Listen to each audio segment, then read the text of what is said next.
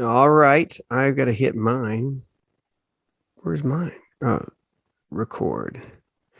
All right, man. Hey, I'm on. You're on. You ready to get How's it started? going? Good to see you. Well, got a fun topic today for sure. What is it? Well, I think we're going to look at immigration and try to think a little bit theologically about this topic, which is kind of an important issue right now.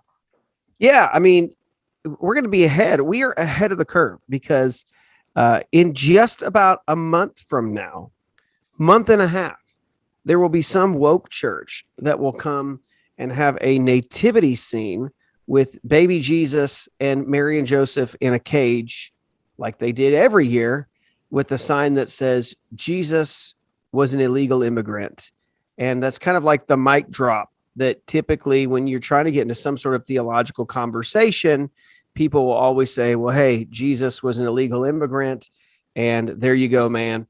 And so take that. And I think the conversation is a little bit trickier than that, a little bit deeper. That so I'm excited about looking at that and kind of thinking through that from the Old Testament side, and then letting you kind of bring in some of the New Testament on that. So going to be good, man. You ready to? You're going to pray us in and start this up? Yeah, let's pray and go for it. So, Okay. join me in the Lord's Prayer. Our Father, who art in heaven, hallowed be thy name. Thy kingdom come, thy will be done on earth as it is in heaven. Give us this day our daily bread, and forgive us our trespasses as we forgive those who trespass against us. And lead us not into temptation, but deliver us from evil. For thine is the kingdom and the power and the glory, forever and ever. Amen. Amen. I So celebrate that last part, because I think it's good. I like it, man. I do like it. I'm not going to discount the very last part. So all right, well, so let's talk about the immigration piece, because I think that most of the time, I think the loudest proponents of talking about immigration from a theological perspective typically kind of are there's a real push to say theologically borders don't matter, and that the free move from one country to a next is not really an issue. And so how do you think about it? And typically, like I said, when we talk about immigration, since it's a hot issue in our country, people always want to bring up, and they just say Jesus was an illegal immigrant. So how do you respond to that kind of a thing? So I think if we're going to do this, I think we need to look at, I think just a biblical understanding. I think two things, right? So like, let's deal with like, what does the Bible say about immigrants? And then let's deal with the understanding of borders and nations and sovereignty as it relates to immigrants in the Bible. So from an Old Testament perspective, right, we deal with it. I mean, you don't have to look far to find that, okay, obviously, we do see people like Abraham, and the patriarchs. They are called, resident aliens. They're wandering, and or they're sojourners, as you might see different words used for them. Resident aliens, that they would be living in a place that's not theirs, as God says about them in Egypt. Sojourners have used of like kind of wandering in areas, throughout. The patriarchs would be the wanderers in the land and in and out. But okay, once you get into the legal code, right? Like you get like the Bible's view of immigrants is one of protection, and one of, that there is some dignity that's involved, even though they are not Israelites. So you'll find that there they'll say things like, you can, like Exodus 23:9, you're not to oppress a resident alien. You yourselves know how it feels to be a resident alien, because you were resident aliens in the land of Egypt. So how I treat immigrants is important, right? Because God says you were once immigrants as you were in Egypt. So that's kind of the core piece there. Is just that how you are to regard them, how you are to treat them. And you'll find like you're not allowed to oppress him. And that's going to be like Leviticus 19. And you'll see that things like in Leviticus 19:34, Right after he says you're not to oppress them in 34, he says you're to regard the alien who resides with you as the native born among you. You're to love him as you love yourself. So there's even a call to how you love them. And so I think the first piece is, at least from an Old Testament perspective, a good thing to keep in mind is, regardless how I deal with immigrants, is I have to come from a perspective of love, and I have to have equal treatment in terms of my personal relationships. I think the Bible does make a distinction about how governments and how officials will treat them, but on a personal level, in terms of their human dignity, in terms of relationships to them, there is a piece of they are to be treated as equals, as brothers, in the land. That's kind of the major point that Israel makes, that the law makes for Israel. So what do you think so far on that? Yeah, I think that's important, especially because people need to hear us say that, because any type of conversation on this easily gets framed in terms of bigotry, racial motivations, politics. And the reality is that the Bible is very clear that we are to love the stranger, love the sojourner, love the one that is in the land. And part of the basis for Israel's view of love is their own experience, and that need to have people looking out for your welfare when you're unable to. And so we don't disagree with that, I think, at all. It's just a matter of how does that fit into a larger context of immigration, national sovereignty, borders, deportations, all of those types of things, because the Bible does say something about that as well. But regardless of your approach to those things, we are going to love all people as Christ called us to, love those that are even enemies, and we'll love our neighbor as ourselves. And so, I think that is really important. And unfortunately, that's the part that if we say anything that is not in the prevailing mindset of some, that will be forgotten and not counted as they relate what we're saying. But we can't say that enough, that we love those that have found themselves in our land. And I would say just a good caveat to this is your, if I would say, obviously clear, the Old Testament law talks about how you're to treat them, right? And they put them in a category of like, you need to treat them differently than you, and understand like they're in a different class. They're not part of the culture. They're separate. And so you treat them like you would. They often throw them in with the orphans and the widows. Like the immigrant is somebody you're going to care for and you're going to take care of. I do think that should mean for you and I too, right? Like in terms of their dignity, regardless of whether they're here illegally or legally, dignity is due them in terms of my personal relationship. Now, that's not to say that there are rules about what a government should do, but I think in terms of how on a personal basis of individuals, I think the law is very clear how we are to treat and relate to individuals. And I think that just comes also from just being image bearers of the King. And so I think that's the first piece. That's the clearest thing of just personal relationships. You love the immigrant, and I think that's regardless of their status as well.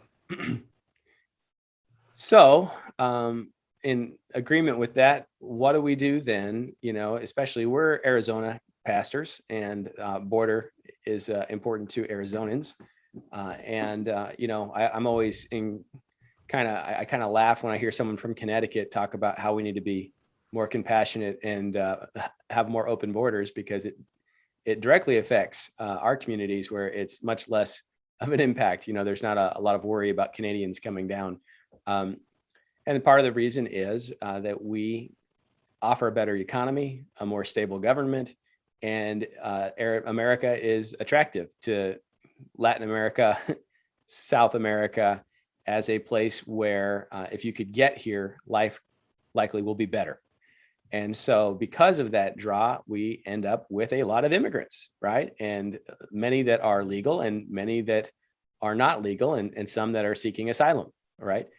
And so, should Christians have a say? I mean, there's certain Christians I know that basically say we should have no voice in politics or government, and we should just be kind of separate from all of that, isolated from that. I don't come from that perspective, and that might be a whole nother discussion. Like, what is the connection between the Christian citizen and the government? Yeah. But if we are to have, if we're going to vote and if we're going to be working through these issues, how does a Christian think about this issue? Yeah. Well, so let's talk about government, right? Let's talk about what we see in the Bible in terms of as it relates to immigration. What does it speak on that? One of the first things I think it's important to see is when you start to look at how we are to treat immigrants. That's one thing. The other piece that's quite fascinating is the way that immigrants are to obey the laws of the land, right? So that's a big thing when you read the Torah. One of the things that you'll see. So, for instance, this is one of the early pieces. You'll look and you'll say, like this will be. This is like Exodus 12. If an alien resides among you and wants to observe the Lord's Passover, every male in his household must be circumcised, then he may participate. He'll become like a native of the land. But no uncircumcised person may eat it. The same law will apply to both the native and the alien who resides among you. So there's certain things that just by the law of what was supposed to take place, who is allowed to participate in something, they are bound by that. You'll see the same thing in Leviticus 17. Anyone from the house of Israel or from the aliens who reside among you who eats any blood, I will turn against that person who eats blood and cut him off from the people. For the life of that creature is in the blood, and I've appointed it to you. So that's another one. Like you'll see, there's like understanding of you don't just get to live in the land and it's just pour out love on you all the time. But that there's a standard. So there's a legal standard that they must abide. It's by the rules of Israel and how Israel's supposed to act. And if they want to participate even in some places, they're going to have to do something beyond in order to be involved with certain pieces of it. So like one of the things you'll see Leviticus 24:22, you're to have the same law for both the resident alien and the native, because I am the Lord God. And so there's law that they are given. They're going to be held by the same standards that you and I are to be held like. I think that's greatly missing today in our society, as well as that we have laws for different classes of people in different groups. There's not necessarily equality anymore, but I think the Old Testament shows there is equality. And if you're going to enter into someone's land, you must obey those legal pieces, at least for Israel. So that's another little piece I think is important to consider, is that aspect of how they are to obey the laws that follow the land that is there. What are your thoughts on that? Anything on New Testament perspective that you see related to that? Yeah, I think kind of related to that, obviously, Romans 13 comes to mind in terms of every Christian is to obey the rulers, that they're under. And most of the time that is it's demarcated by a boundary, so you have a ruler who has sovereignty over a certain jurisdiction, right? And if you're in that jurisdiction, then you need to follow that ruler, especially if they're not ruling in a way that is evil, but actually, upholding God's mandate that they lead according to the good. And so if you grew up kind of as a sojourner in some sense, right?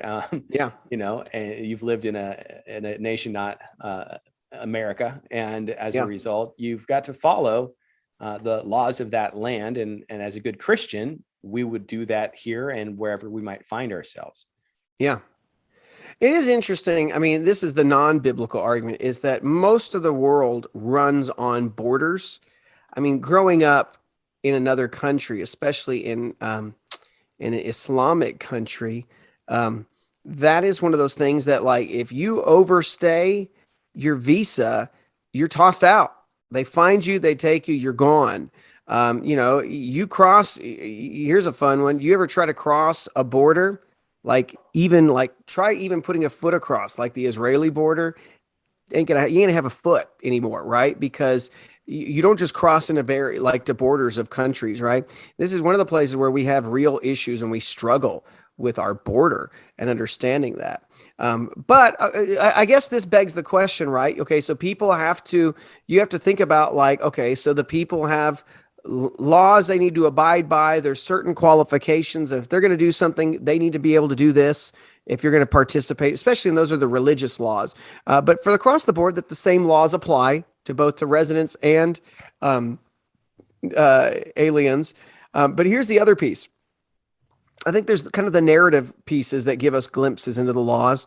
And I think that's something that you'll see in the Old Testament, which is I don't think it's as free. When people say things like Jesus was an illegal immigrant, right?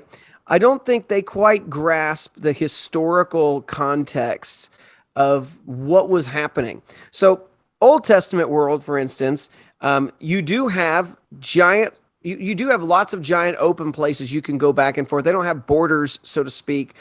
They had regions of territories that people were in control of. But every time you would enter into a specific region, especially back in those days, you're going to typically stay on the major trade routes, right? So like the King's Highway going from through the land of Israel and into Egypt, right?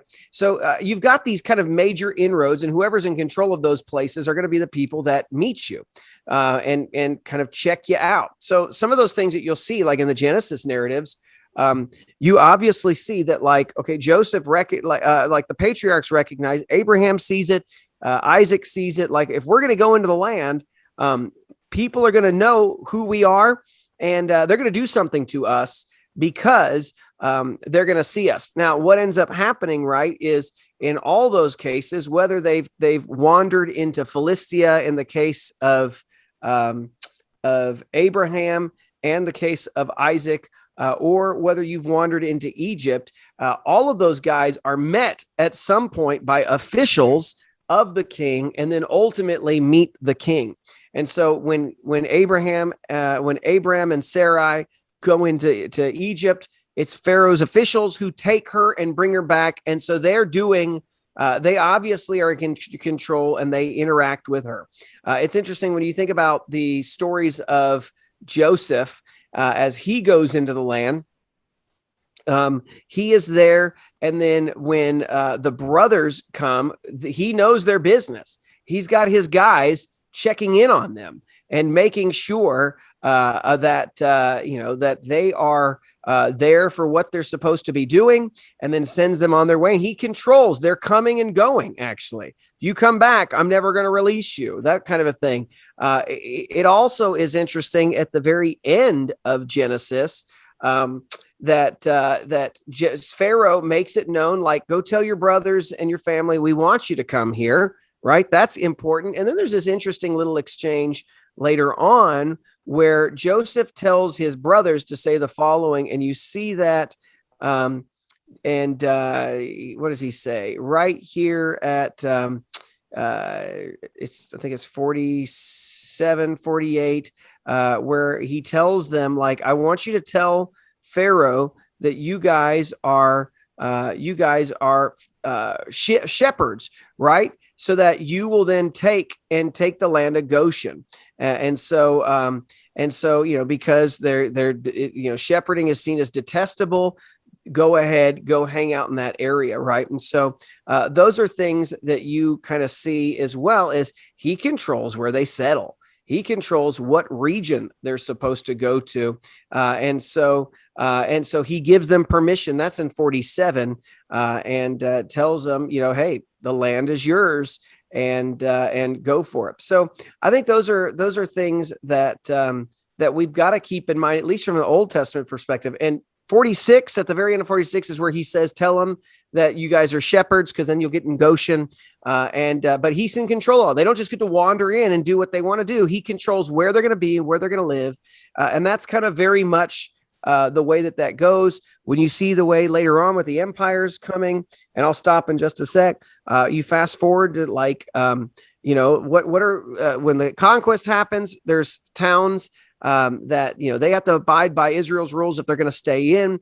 When the Assyrians come in and take over, they are going to move their displaced peoples there, but they're subservient to the king of Assyria.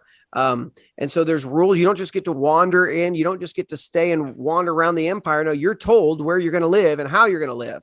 You're given permission when you can move, even within the empire, right? They don't just get to wander back because they say, hey, we belong to we're people who are captives in Babylon. You wait until you're allowed to get permission. That doesn't come until the Persian time frame. So I think it's a lot trickier, a lot murkier. The freedom to move is not, I think, as easy as people think. There's a lot of permission, I think, that's involved with people moving in and settling into areas. And then what also goes with the Old Testament pieces, tribal allotments, that has to come. You don't just get to come into any area. Like, that stuff is already all marked off in territory. And I will say this last piece. Deuteronomy is quite interesting too, because God even says, you're not going to take these areas. That belongs to the Ammonites. That belongs to the Edomites. That belongs to the Moabites. Like, I've given these regions, right? And so wandering into places, doing what you want to do, that's off limits, even for the people of God, because he has already determined this region belongs to these people. It's for them. So I see that this stuff taking place where there seems to be borders. There seems to be an understanding that you don't mess with people in their land, and they have kind of the control over everything. Yeah, I mean, that's, you covered a lot of ground, and I don't disagree with any of that. Coming on that issue of borders, one of the passages I had was from Acts 17, and Paul is giving his Mars Hill speech, and he's at the Areopagus, and he's saying, God who made the world and everything in it, this is Acts 17, verse 24, since he is Lord of heaven and earth, does not dwell in temples made with hands, nor is he worshipped with men's hands as though he needed anything, since he gives to all life, breath, and all things. And this is the key part. Verse 26, he has made from one blood every nation of men to dwell on the face of the earth, and has determined their pre-appointed times and boundaries of their dwelling. And the goal is that they would worship him and all that. But Paul's making a case for God out of the unknown God to the Greeks. And one of the things that he is saying, we have a shared assumption here that God has made from one person, one blood, all of the nations. And as a result of that, we have this idea that boundaries are essentially given by God. And that doesn't mean that they don't change or they don't adjust, but boundaries aren't necessarily a bad thing. In fact, they're very much a good thing, and they show God's hand in the moving and the creating of nations. And it goes back to Babel, right? Be fruitful, multiply, fill the earth. And they chose to make a name for themselves, right? And so God disperses the people, and he then, even if we go into Deuteronomy, the Song of Moses, it sounds like he even placed angelic emissaries over certain allotments of land and peoples, reserving Israel for his own name. So boundaries are a definite biblical thing, and they are a good thing, and they work against, in some degree, globalism, which the Bible kind of presents as a negative, as something that would actually accelerate human decay. And so that doesn't mean that just because someone's from a different nation, they're worse or better than us. What it means is that nations essentially are good.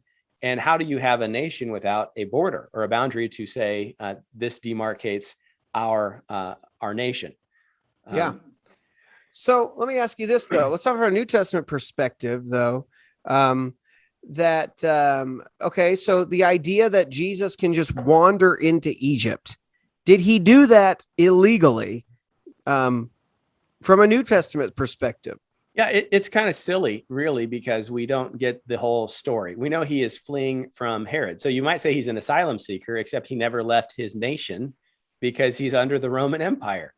Yeah. And so, there is no nation of Egypt anymore. There is the Roman Empire that controls Egypt. Interestingly enough, they stayed in the Roman Empire.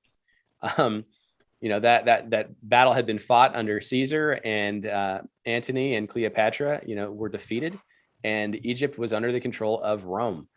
He goes from one local magistrate, Herod, and under the same overarching empire of Rome, moves to a different ruler, his territory. And you assume that wasn't done where no one in Egypt knew they were there. They they likely had to, like you said, interact with the people that were there and figured out they were coming from Bethlehem because, oh my goodness, Rome wanted to know who was there and where they were from and how much they should owe in taxes, right? So we were just doing a census to get an idea of who we have. And so the fact that they go to Egypt after they had honored the decree to go to Bethlehem just means that they fled because Herod is an insane person and they may have sought asylum, but they really didn't need to because they just had to get out of the state, more or less. So I guess in that regard, it'd be like in some regards, traveling from one state to another in America. You're moving from, Arizona to California temporarily. Each one has different kind of rules depending on who their leader is, the main guy that Rome's placed there. And it could be easy or not. I mean, even Paul found that there were different places where it was going to be easier for him or not within the blanket of the Roman Empire, though. Okay, but let me ask you this about citizenship, though. Biblically speaking, on the New Testament side, that's where you do see that citizenship matters, and it's something that's not actually looked down upon. It's seen as a legitimate and a good thing to use to your advantage. So what do you see on that perspective? Well, I think, when you look at status of people in the New Testament, and this isn't necessarily saying the New Testament wants it this way, but the assumptions they're working with are a state that has citizenship for Roman citizens, either by birth or by purchase, and you are a higher level of an individual in that society. Then you have regular folks that live there that don't have citizenship, and that's okay. So in fact, the vast majority of the Roman Empire was filled with non-citizens. You could just imagine that all of the conquered lands are, green card holders in some sense. They're allowed to work and dwell, but they're not making any political impact on the system. They're not voting for Senate, and they can be crucified where the citizens can't be, right? There's certain advantages to being a citizen. The other thing is that you have slaves. You have a whole class of sub-citizen, sub-freemen and slavery. And as a result of this, you have biblical writers working out a theology of dignity in the midst of all of these things, and really, kind of suppressing slavery as much as possible. If you can get free, go ahead and get free. And if you have slaves, you got to be really careful what you're doing there, and you better recognize you're God's slave. So however you treat those is going to come back to you. So all that stuff's kind of all muddled together, and sometimes we don't recognize that looking at the New Testament situation. But part of the reason that they can have more fluid borders between Roman territories is because entering the country doesn't make you a citizen, and having children in the country doesn't make you a citizen. And America didn't used to be like that, but some things were changed as a result of the Civil War and trying to make sure that citizenship was passed on to the African-American slaves who had been denied citizenship through the states. And so they kind of made an adjustment on how that's factored in. And one of the negative aspects that perhaps could be negative is this idea that if you're just born on this soil, you're a citizen of this country. So solving one problem created another, where people recognized all over the world that we've got a strange policy where if anyone can get across the border and have a child here, that child is guaranteed citizenship and all the rights. Which doesn't work like that in any other parts typically. And that's something that maybe we need to rethink. But part of the reason we did that was to ensure that the southern states that had promoted slavery could not deny citizenship. And so one of the amendments address that. And again, I think that was for a greater good, but we're dealing with some of the unexpected aspects of that, because at the time we weren't worried about Haitians coming across the border, in large migrant, thousands of people at once. That's a whole different mindset that wasn't the target at the time. So the Bible sees that world, and, that doesn't necessarily mean America must do it this way or that way. Again, our attitude is that of love. And yet borders are biblical, but borders are divine in some sense, and maintaining borders is okay. One of the words that I think you were alluding to with Joseph is, the word sojourner is a word that's used of someone who comes knowingly into someone else's border. There's also the word they use, spies. And Moses sends spies into Jericho, and so does Joshua. And Joseph accuses his brothers who have come knowingly into the country of being spies. And the Hebrew word, I think, is regal. It's to foot around. It's kind of sneaking around, and that you might be coming in with not the best intentions. And so you weren't necessarily welcome. And the Bible never says, welcome the spy among you, And so that's an interesting extra piece to that, because we love sojourners. But if there are nefarious people that come across the border seeking to undermine the government or to not follow its laws, they wouldn't be viewed as sojourners in that sense. And so and the governments, from all that we can see, had every right in the text. Every government in the text has that right. And so that's not like there's no comment that this is wrong either. That's part of their job as being the government, is protecting that and being able to deal with that, to protect their citizens and to protect their sovereignty as well. What's that story where they ask him to pronounce the word in a certain way? The shibboleth, that's in Judges with Gideon. Is that with Gideon? Man, now you got me. Now I'm saying it off the top I didn't know, of my head. so there's no shame. It's not with Gideon. I know what it is now. I know it's with Jephthah. That's Judges 12. So that's how they're able to tell the difference between the people and they live in the land. The shibboleth versus the sibboleth. And of course, so that's Judges 12. Is that instructional to this conversation, you think? It's just dealing with regions, though, of like what people sound like and things like that, how they were able to tell the difference between people like who were coming in from the area. In a hostile environment, they were using that test to kill the enemy, right? Yeah, exactly. That is an interesting one. My mind immediately goes to, especially like on the New Testament side, is Paul didn't seem to think that having a citizenship was a bad thing. In fact, he used that to his advantage as well, right? You right. See that taking place in the New Testament. They don't see something as like, he doesn't renounce it.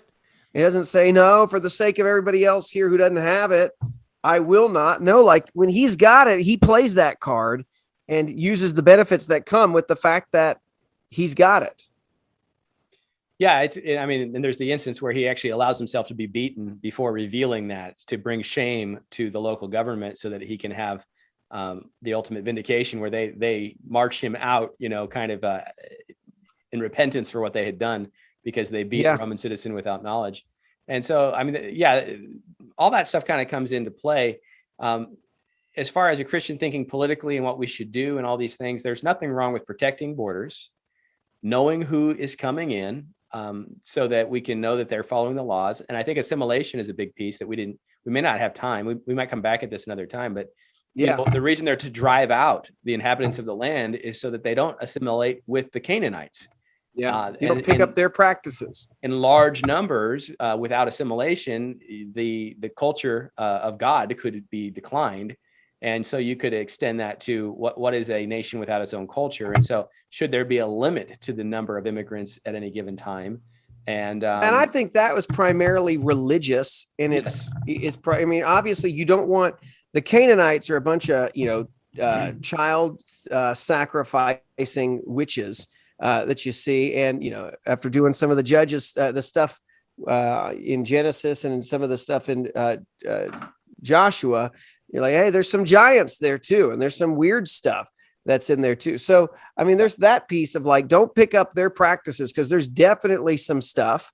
But I do think, like a lot of the law too is reconditioning them of like, you did a lot of weird stuff in Egypt, but we're not doing that when we go into the land as well. But I do think, I think that's important. I think, like Joseph, you spend your time, he learns his language. In fact, his brothers don't even know that he is of that. I think you see that too in terms of assimilation, in terms of how the names of Israelites shift once they're into the exile as well. You'll see things that seem to be implying that they've taken on more, a different type of name, not so much the Israelite, but they've got sort of maybe a kind of a Persian spin a little bit too, right? So Esther, Mordecai, things like that, like those seem to indicate a little bit of like, we understand we're here. We're here, and this is kind of the names of the land too, and we'll go with that. I think one last aspect, again, we may come back at this at a different time, but walls, cities and walls, and it is Israel and its walls. They're bad because Jericho had them and we blew the walls down. And then Nehemiah prayed and God blessed him so he could go rebuild the wall. And again, these were my argument, man. City walls formed protection, but it also helped ensure that certain people didn't come in that weren't supposed to come in. And again, when Israel snuck spies into Jericho, they were spies because they were not supposed to be there. They weren't sojourning in Jericho at that moment, right? And so Jericho would have been within their rights to execute the spies. And they did succeed in driving them out just by looking for them. So those are some things too that we could play into this, because nations seem to be permitted, at least Israel was permitted, to protect its borders through human resources or through physical barricades. And that was very common in antiquity. So even though we do have kind of a open sojourning policy, and you're shepherds, we're shepherds, share some land and do these types of things, this is okay. But we want to know who you are. We want to know that you're not going to violate our laws, or else you're going to get removed. And then again, in our larger cities where it gets harder to track some of this, we're going to have protective barricades in place to make sure that we can really monitor who's coming in and out. And you extend that to today's world, and you've got larger, it's not just cities, but it's whole nations, whole states. And so it's not an unbiblical mindset to extend what made good sense at that time to a larger structure. But you can't say that again without always emphasizing we love those that are in our land. We're trying to win them to Christ. We're trying to meet needs and take care. At the same time, it's not unbiblical to think through those other issues. And, exactly. And even support policies that might help with regard to knowing who's here, ensuring that they're following the law, and then having a good process to bring people in a way that's safe. I guess what could be said is, like what we said, is there's the personal piece that all of us have an obligation to how we treat others. Right. That's key. The other side of that too, I guess, to say the point we're trying to make is like the Bible has not given us a manual for like how the country needs to be set up, what kind of border laws they're going to have. Like that's not there.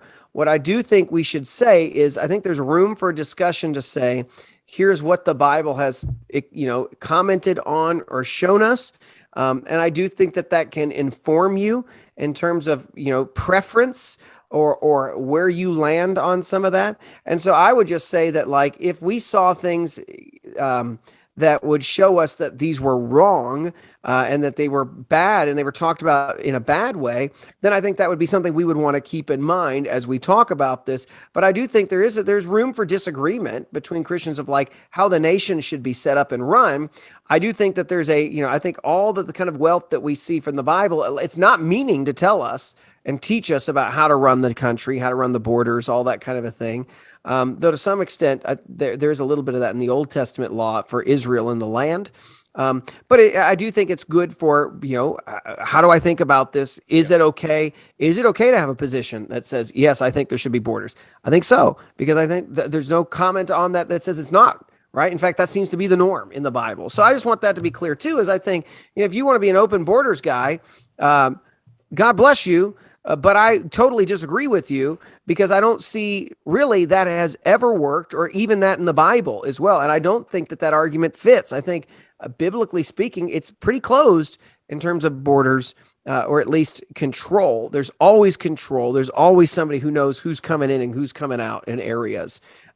Even Abraham had to do that. You would go in certain places, and there were areas, like even when he wants a cave, right? He didn't just go to bury his wife in the cave. You got to ask for permission, find a way, get in the field. He's going to buy it from these people who are in charge of this area. So yeah, I think that's just what we got to realize is the one thing we're for sure of is how we treat, how we talk. The other is that's just, you want to build a policy. What do you think is good policy? Well, here's what I think that at least the Bible shows us is strong policy. Yeah, I think I'm in agreement, and I think it's an important thing because it's worth talking about, and it can be done in a loving way. And again, you know, we do need government to look out for the welfare of the people. And one of the ways that an issue that must be addressed is immigration. And so Christians Yeah. can have thoughts on this. And the Bible gives us good illumination in a lot of ways. So it's not a clear-cut thing, like you said, because God's not establishing a church nation. He's establishing a people that is an open borders body in that Yeah. it transcends culture, it transcends nations. We are Christians. But it's interesting that he will identify where those Christians are coming from at the end as every tribe, nation, and tongue. And Yeah. so that's an interesting piece too. But yeah, I And think I- that's and I think- good. Yeah. I guess one last thing about that you bring onto that is just the gospel piece of this, right? Is even in the Old Testament laws, like there is an understanding that there will be Gentiles who will want to participate and to join the faith, right? And I do think that we lose this discussion in the immigration debate, which is, whatever that is happening there, my personal conviction needs to be still for evangelism. I need to be continuing to love people the way Jesus told me to, and I need to be understanding that, like, God may save these people, the immigrants that He's placing around me, right? So say what you want about what's happening with the Afghani immigration issue as well, coming in. The governments are making that choice. I can have my perspective of it, but once I'm here and they're with me, and the immigrants that are in your school system that have been brought in from all over, the Iraqis, the Sudanese, the Somali, that are all around you, they're here. And so you can debate all you want, have all, get as frustrated as you want about how policy that brought them there. But I think more importantly, like you and I need to be looking, say, my hope and my prayer would be that as they are now in our land, that they would want to join and they would want to begin to participate in this, and that something about the way I share with them and love with them will draw them in to that as well. And so we do, I think that's just something else to keep in mind, is like let the gospel be something that's in the forefront when you think about immigration, for those who are here already too. I think that's key to keep in mind, even though we have a big political issue we have to debate as well. Good. Go. Well said. Well said. Here. All right, man. Let's do the prayer as we close, and then let's be done, man. Well, that's another one for the can, another one in the tank. Here we go. May the Lord bless you and protect you. May the Lord make His face shine upon you and be gracious to you. May the Lord look with favor on you and give you peace. Guys, God bless. Thanks for watching. We will talk to you later. Bye-bye, man. See ya. Take care. Have a good one.